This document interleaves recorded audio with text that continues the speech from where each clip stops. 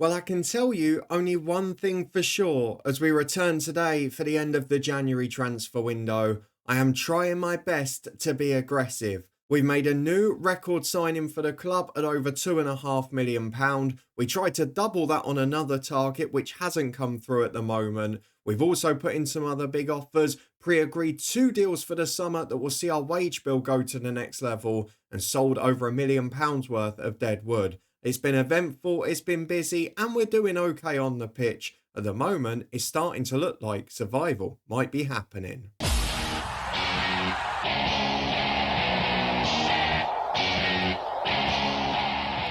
Yes, hello, and welcome along to part 23 of this FM06 Let's Retro Save from Luton Town. We are back today for a pretty big game at home to Bolton, the final one at home of the month before the January window ends. And as I mentioned, it's only one game today because we've got a lot of transfer stuff to get through. We're in the midst of a pretty important run of fixtures against sides in and around us. Borough away you can see coming up as well, and West Brom back to back, who are in the bottom three and also opening up a real opportunity for us in the FA Cup. If you're looking forward to seeing how we get on in this one and see what we've been up to in the January window, then please do put a thumbs up on the video. We'll take you through some of the near misses. We'll take you through the players we've obviously got in and out, and we'll have a look at who might be coming in the summer, because there are some interesting names that we've pre-agreed deals for. It will certainly take the wage bill and this club to the next level. If we don't survive, it could be a gamble that backfires.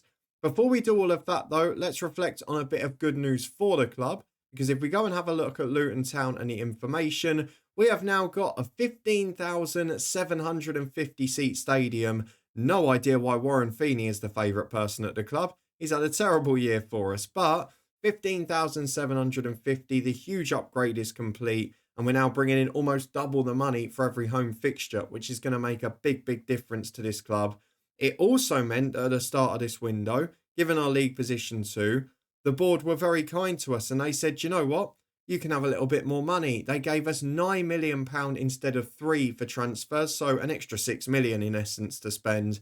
And while we haven't been able to upgrade it immediately, we've managed to get some players in to take the wages to the next level in the summer as well. The bank balance is looking good. Yes, we're losing money, but we're signing people as well. So at the moment, all is well in the world of Luton Town. Let's go and have a look at a winter full of transfer news that has been done and also some near misses too. So let's start with the one big signing this month. And while it's not officially a completely new name to the club, it is a new permanent player who is going to make a big difference.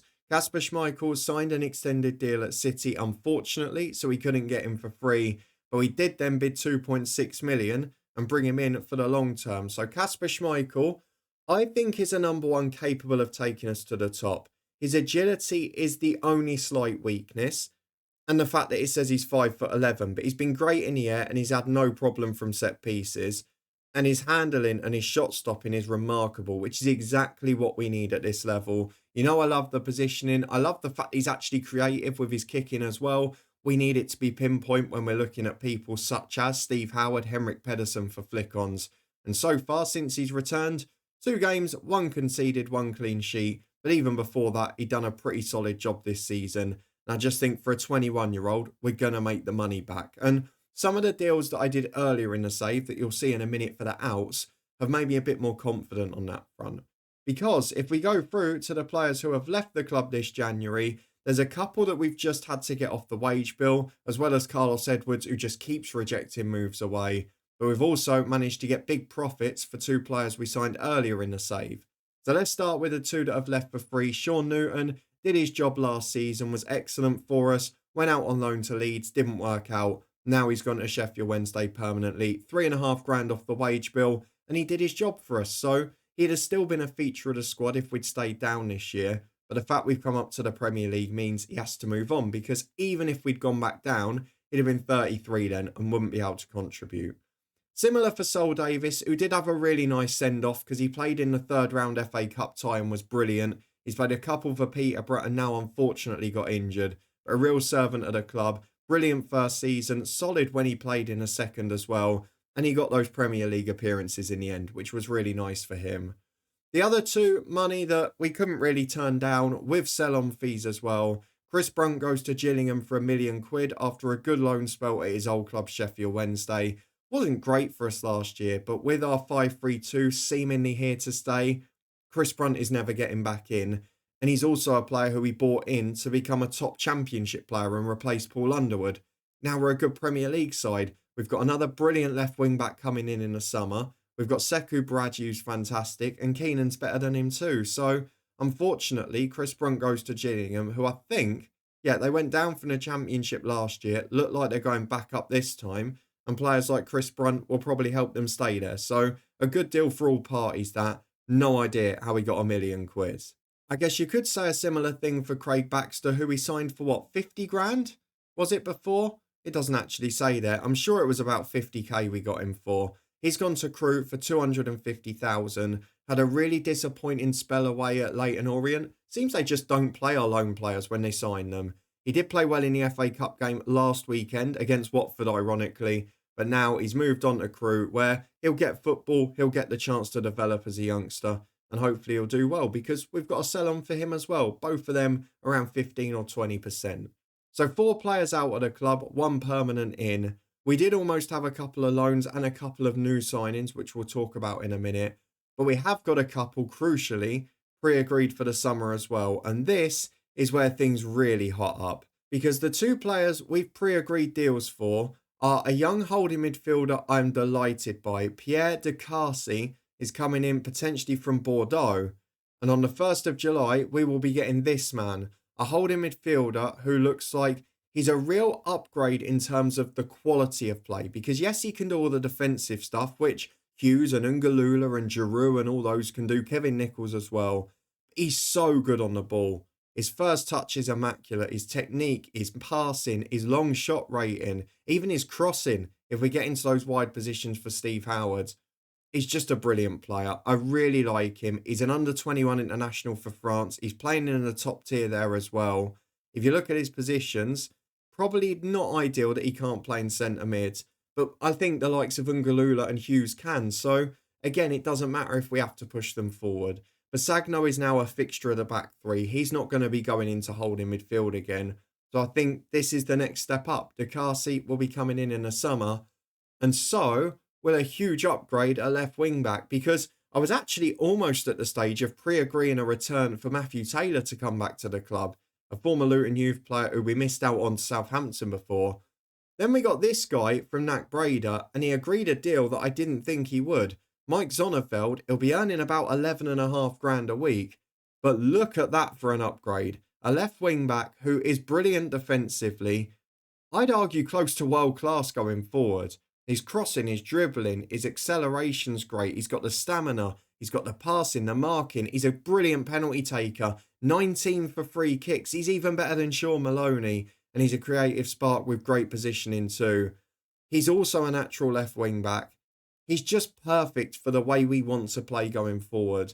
And with Bradji, a decent Premier League player, to have him and Zonneveld as the 2 options, we're getting to that point a bit like we did in the second season of the Championship next year, where we've got a solid Premier League squad rather than just an 11 followed by Championship players. Yes, it's going to be hard to shift some of the others from the club, but I cannot turn down people like that. A deal that was too good to refuse for a 27-year-old who is currently playing regularly at PSG, albeit not quite as good at PSG as in real life now. But a brilliant couple of signings to come in. I'm so excited about that. But for those wage gambles to pay off, for the big winter transfer of Kasper Schmeichel to pay off, we've got to stay in the Premier League. And it's going to go very wrong if we don't do that. The one position we did want to improve, and we've discussed it a lot here, is centre forward. Warren Feeney, we have established, is not going to be good enough at this level. Has still scored odd goals in the cup, but it's not going to work out. And we've also got to improve later in centre mid, because Doyle and Derry, both Championship players, if we're being honest. So we have tried to get strikers in. And most of our main targets have been at Aston Villa, because we have tried to sign 2 people. Shane Paul is one I was desperate to get. We pre-agreed a deal that would have risen to about 7 million quid if everything got done. As you can see, he's fantastic as a centre forward running in behind. Was actually a brilliant prospect in real life. He was the joint top scorer at the 2004 Under-17 World Cup. He was blighted by injuries after that. And unfortunately, he's rejected us here. so it doesn't look like we're going to get him, but we will try and go for it again in the summer. We also had a look at a player in Villa's reserves, who I used to love back in the early FMs, and that man is Gabby Agbonlahor. Bags of pace, a good finisher, not quite as good at the mental side, perhaps as Shane Paul, but unfortunately, he rejected us as well. Both didn't have the desire to join us. We offered them well over 10 grand a week each. Unfortunately, both said no. So for now, we've not got them. We have also had a little look at Gareth Barry as well, but doesn't look like he's going to be agreeing to join either, which is a shame because in centre midfield, it would have definitely been a little upgrade, wouldn't he? The other position we've been trying to improve is centre half, and there's another deal that I'm going to have to readdress in the summer because you can see second bottom of the league are West Bromwich Albion. They've not had the best of years, and they've got the former Luton youth player Curtis Davis, who we can't get a deal accepted for. I've offered up to about 4.5 million already. It's just not happened for us. So I'm going to hope that they get relegated this year, and then we will be in like a flash to try and get Curtis Davis as our third centre half. Whether that means Basagno into midfield or that means O'Brien becomes our first backup, either way, it makes us a very good side.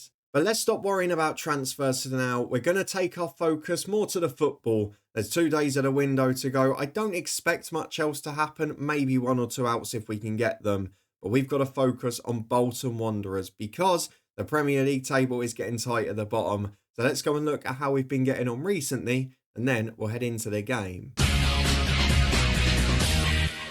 So here is the league table you can see at the minute. One thing we're not doing this season is drawing football matches too often. However, 8 victories means we've added another one since last time, and that has put us 7 clear of the relegation zone due to the side that we beat.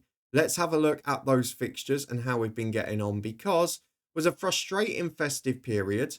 We didn't pick up many points. Since that Newcastle win, we've only won 2 games, in fact, in the league. We've also had some fortunate draws in the cup, which has helped to rebuild morale a bit. So you were with me as we beat Newcastle really well, then lost against a very strong Blackburn side. We followed that up with a 1-0 defeat at Liverpool. It was a backs-to-the-wall performance trying to hang on for a point, and unfortunately, we weren't quite able to do it. We were struggling with those injuries. You saw at the end of the last episode, the injuries to the likes of Howard, Nichols, Baraji all at the same time. Plenty of big players out. We did, though, manage to get a crucial win on Boxing Day. A really good win against Manchester City as Andy O'Brien and Steve Howard got a goal apiece. In the end, it was a little bit of a clinging on job because City came back into the game with 20 to go. But Steve Howard unfortunately picked up an injury, from which he's only just returning now. Which means we've been a little light of goals since, because against Charlton at home, we lost by 1-0. That brilliant home form dwindling. The lack of goals, honestly. Morgan and Pedersen started. Feeney was on the bench. Sol Davis got a run out in that game. We were down to the bare bones in certain areas. We then lost at Chelsea on New Year's Day. A really decent performance, I should say. Dean Morgan picking up another Premier League goal. You remember he was the hero in that shock home win against Chelsea on the second day of the season. Sol Davis actually started that match, so he had a pretty flourishing finish to his time at the club. We then beat Wickham in the FA Cup, a lovely finish for Davis, who was man of the match that day, and he set up a goal as Dean Morgan and Warren Feeney both got on the score sheet. Again, you can see we rotated quite heavily. We followed up, unfortunately, with a 1-0 defeat at home to Spurs. The Keane and Defoe partnership a bit too strong for us, and our front two, despite having Maloney back from injury, not quite able to do enough on this occasion. But then 2 pivotal wins in succession. A real backs-to-the-wall job against Birmingham. Nick Basagno scored a cracking goal in a brilliant defensive display as well. The whole back 4, 5, 6, whatever you want to call it, were magnificent. Keith Keane played really well in midfield, and we did enough going forward. Kevin Nichols also made his return off the bench. Before, against Watford, we left him on the bench. We went for a fully rotated 11. It was only Kevin Foley who had to start, and I literally just wanted everyone rested for the Bolton game. We got 3-0 up, all of the goals in the first half. So in the end, I thought it's probably better I don't turn to a half-tired bench. And we left the game in the second half. Feeney and Morgan again scoring there, as well as Joe Keenan in his first start since injury, I think. Now we go into a Bolton game that is in the middle of a big run of form. We face Middlesbrough, who are 15th, West Brom, who are second bottom, back-to-back in League and Cup. We get through that, it's a Cup quarter-final. Who knows who the draw could be then? And then West Ham, who are bottom of the league, before we start to play all the tough teams. So I'm kind of targeting this at the moment as can we pick up at least sort of 5 or 6 points before the end of the West Ham game, which is a big ask from 4 matches, I appreciate. Because after that, we've got a really wretched run in. And I don't fancy us, bar maybe Palace at home, maybe Wigan at home. I don't see how we pick up many results. So I feel like we need to get a couple of wins in the next few to take us on to 33 points and within touching distance of safety. I think West Ham are gone. I think West Brom will be gone. It's then just what happens with third from bottom. And to be honest, everyone's picking up enough points at the minute. So let's go and see how we get on today. I will quickly show you who's left in the FA Cup. You've still got a lot of the big boys. Chelsea, Arsenal are still there, Spurs, Everton, etc. A lot of good teams, albeit Liverpool are out, Manchester United are out. There are a couple of the strong ones gone. But let's go through to Bolton at home, a big Premier League game, 13th v 9th, and a game that could be winnable, or at least if we could avoid defeat, I'd be delighted. This is the 11 we're going to go for this game. It is Kasper Schmeichel, now permanently signed and in goal. Ferdinand Basagno and O'Brien, the regular back three, with Foley and Baraji, the first choice wing backs. We're still without Keith Keane in midfield after injury, so Ungalula continues in the holding role. Played really well in the cup game at the weekend. We've got Nichols and Hughes, the midfield two. Kevin Nichols, I think his first start since returning from injury. And Sean Maloney, he's not been back long either, alongside Henrik Pedersen up front. The reason for Pedersen? Well, Howard is just returning from injury. He's on the bench. He's declining massively now, but we're still keeping faith with him. We know he's got quality if we need him there, and he's on the bench alongside Morgan, Giroud, Keenan and Coyne. Let's go and get into the big game against Bolton. If we can pick up a result in this one, it will add to what has been a very good January so far. Fingers crossed we can do so and avoid any major injuries.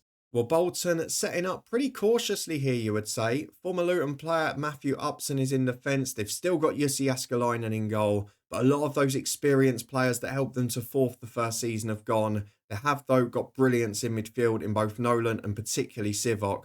And Penzer's up front, Wallace on the left. They've got the mix of youth and experience.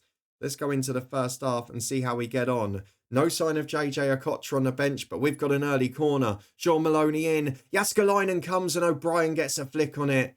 Almost puts it in. O'Brien against what would be his future club, I guess, in real life, wasn't it? As Maloney's got another corner. Be great to get one from a set piece. Pedersen's in at the near post against his former club, of course, having joined in the summer. Would be lovely if he could haunt them in the way that Paul Gallagher haunted us last episode. As Foley goes for the big ball down the right. Upson's not going to lose that in the air. Foley does win the second ball, but Radi Jaidi can clear.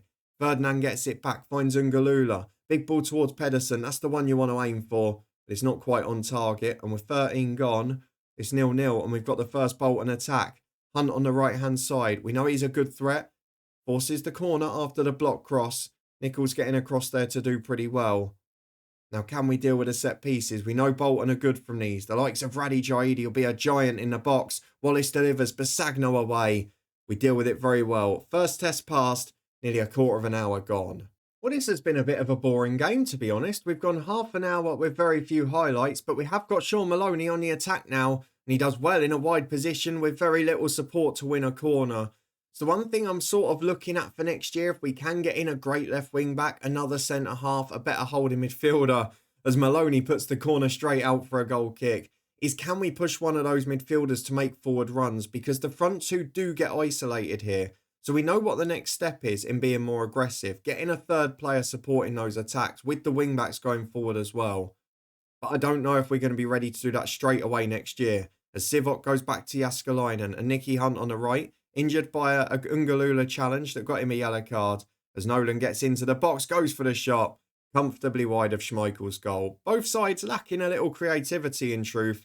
If we could draw this 0-0, I'd be absolutely thrilled. Though we've got more defending to do here. Good ball in. Basagno lets it run. Wallace can't keep it in. Looks like we're going to get to the break without proper damage on our goal. And we are on for 3 successive clean sheets, which would be incredible for us at the Premier League level, albeit one of those against Watford.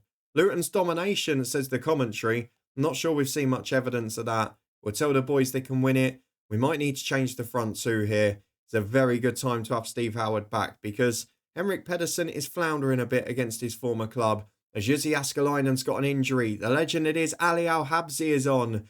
And with an hour gone, we've got to think about changes of our own. Richard Hughes struggling physically. Maloney struggling in terms of performance today. Nick Basagno dealing with Mpenzi yet again as Foley finds Ngalula, who's on a yellow, out to Baraji.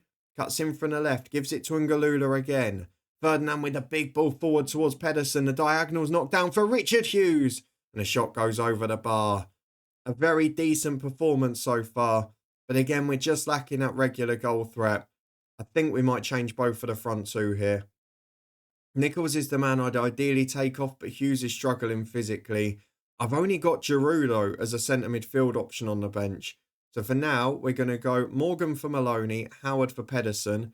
We'll give it 5 more before deciding on the last one. Well, free kick for Bolton, and this would be a proper hammer blow, a smash and grab.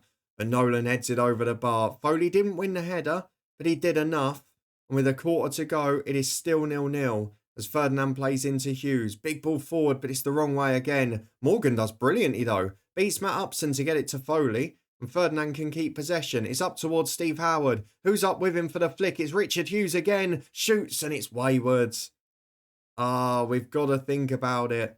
I don't want us to go down to 10, though. But now I'm going to be forced to make a different change because Kevin Nichols has picked up a knock in his first start back.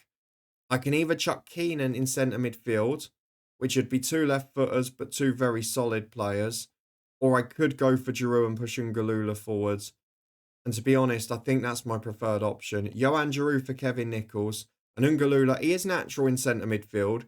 He's just not really got the attacking attributes. But you can see, natural at the role. Let's go and confirm that change. The final one of the day. Giroud starting to get some minutes for us now. With 15 to go. I guess it makes us more solid, doesn't it? That's the best thing. As Ferdinand goes long towards Howard. Flicks on for Baraji. Can we nick a 1-0? Cuts inside. The flicks all over the place. Ali Al-Habsi is very alert to it. As we head to the 90th minute, it is 0-0. But Bolton are on the attack. And I am a little bit petrified. Pascalin beats Foley with ease. Cuts inside on his right foot. It's wide to Wallace again. Good ball in. Smith's up. How have they nicked this game? It's their second shot on target. And they're going to win it. That is infuriating. It has become a problem for this team. We're not scoring enough goals. But we didn't deserve to lose that. 0-0 would have been a good result. Now we need to look at the scores elsewhere because it's a frustrating end to what has been a very decent window. You can see there Baraji beaten at the back post. And that's the difference in the summer. We're going to have a superstar in there.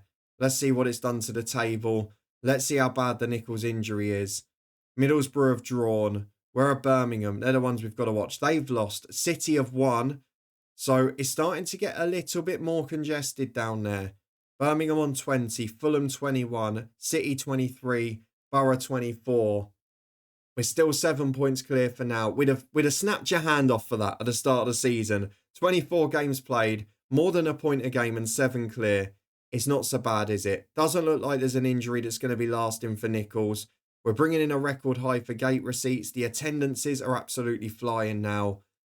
But it is a difficult one. Let's have a look at the fixtures because we've got those big games against Borough, West Brom, West Ham. I might even show a couple of them. I mean, I'm half tempted to show the next 2 because they're that important. And I think we might well do so. There's no point me showing you all the games against the teams at the top. Although, in fact, we've got Palace and Fulham in mid-March before the international break. And they're 2 huge games as well. So we'll do those 2. And we'll keep an eye, obviously, on what happens in the FA Cup. So Fulham and Palace will be our next 2. And bar the next 3 matches in the league, they're probably our 2 most winnable ones in the run-in. So hopefully we can make that count. For now, though, let's skip through the last day of the window. Not planning to sign anyone else, but just see if we can get 1 or 2 off the books because we're still trying to get rid of Edwards. We're still trying to get rid of Feeney. And we have also managed to get 1 or 2 out on loan. Not the top players, of course, but Danny Stevens has gone to Walsall. So 1 more, slightly lower wage off the books. Let's go and skip ahead to tomorrow. Just make sure there's no more big news. Well, you may have thought we were going to have a quiet finish here. It has turned out the complete opposite way. Not getting Agbonlahor, not getting Paul, not getting that striker in a January window has been a blessing in disguise. Because on a free agent deal from the 2nd of June, we will be signing Valentin Robert from Lens. And have a look at this guy. a 21-year-old French youth international scoring goals for fun in Europe this year nonetheless. He is finishing of 16, heading 15, composure 15. He's got good off the ball, good anticipation. He's quick, he can jump, he's got the lot. This guy is a gem. We're going to be getting rid of Feeney. We're probably going to be getting rid of Morgan.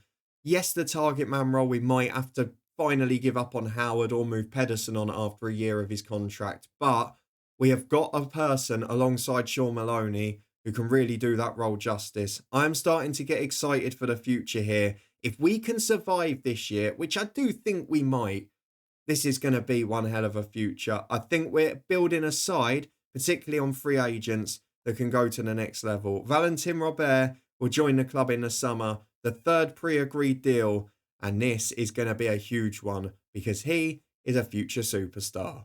Well, the transfer window has now closed, and I feel a little bit better about our defeat to Bolton because Sam Allardyce has just won Manager of the Month, 3 wins out of 4, and a narrow defeat to Spurs in the other one. So I don't think we can be too upset about that. He's done a pretty good job.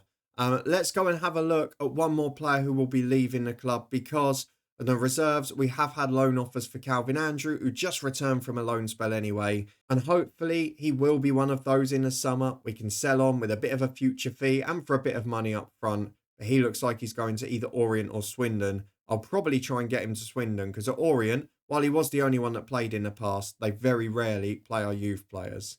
Let's go and have a look at when we're next going to be back though, because as we said, we will return for Palace and Fulham.